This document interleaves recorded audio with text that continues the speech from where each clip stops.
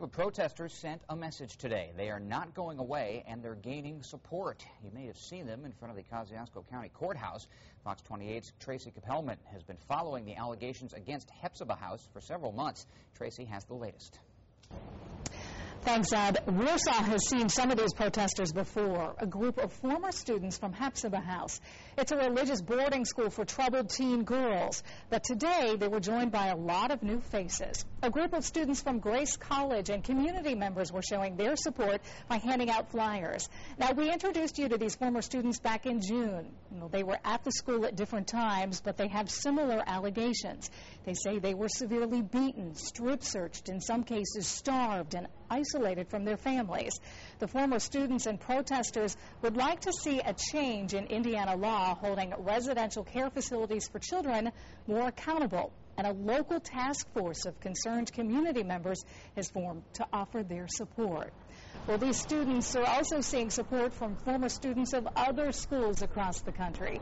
Students like Suzanne Puckett, who came from Ohio, and Tony Connolly, who came from Kentucky. Well, they went to different boarding schools for at-risk kids, schools they say used similar tactics. I really just hope the truth comes out. I want the public to be aware of what is actually truthfully happening inside of these programs, because I believe if the public really knew what happened instead of just believing the lies told by these organizations, that they wouldn't stand for it. A lot of these places try to silence their victims' voices, and we're here to let them know that we're not going to be silenced anymore.